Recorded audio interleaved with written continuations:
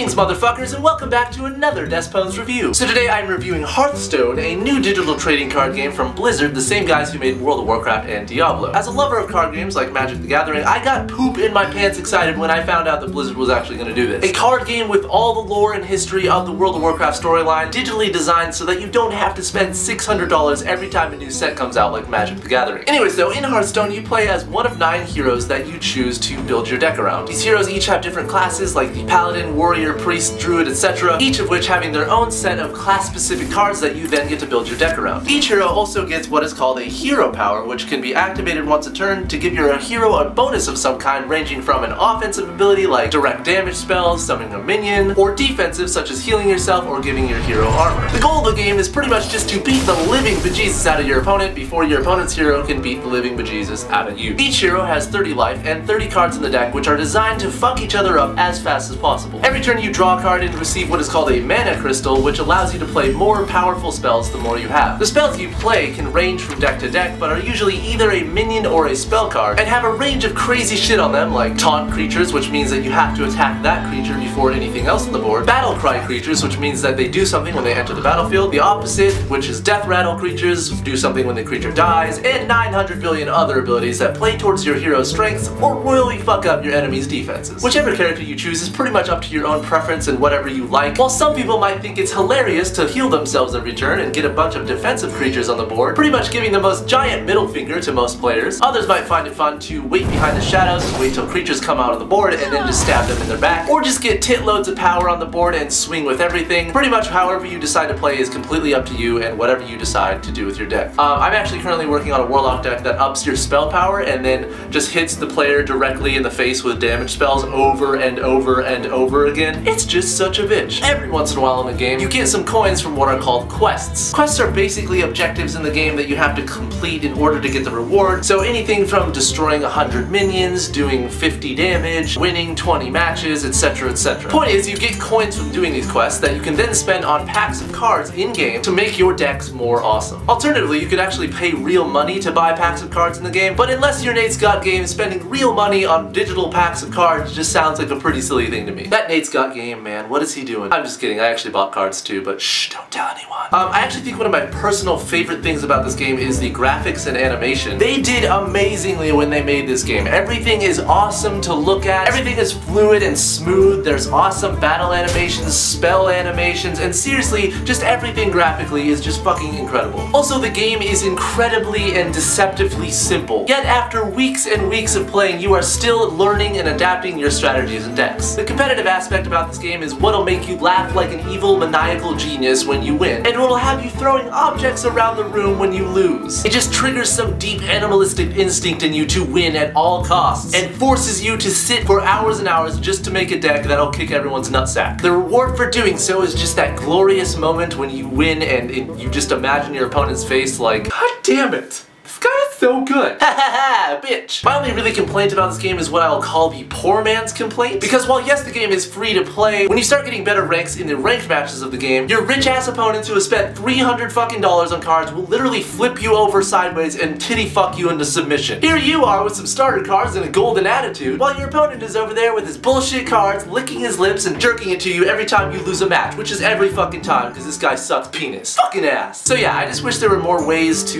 you know, earn cards and earn coins, because there's really not. Like, you have to actually wait every day for a new quest to come up, and sometimes the quests don't offer enough coins to even buy a pack of cards, so you're sitting there with like 30 coins and you're like, wow, this is really helpful, can't fucking do anything with this. Here's 30 coins, yay, you can do nothing with this. But if you're just playing, you know, in the casual matches or against NPCs, you really don't have to worry about being street rat poor, but if you're hardcore like me, then it matters. Also, there was a few bugs here and there when I was playing this game in beta, but you know, that's to be expected in a beta release. But since the actual release, pretty much all those bugs have been fixed. I found like 1 or 2, but they're not like life-changing or game-changing bugs. They're just like, why is this card floating above the battlefield? But as a lover of card games, HearthStone is pretty much everything I could have asked for. You know, now now I don't have to beg my roommate to play me in Magic or, spend $600 on a new set of cards, because Hearthstone really just answers both of those issues. Not to mention the World of Warcraft lore and history of this game is really a definite reason to play this game. That said, I give Hearthstone a 9 out of 10, and I'm just really intrigued and I really want to see what they do next with this game,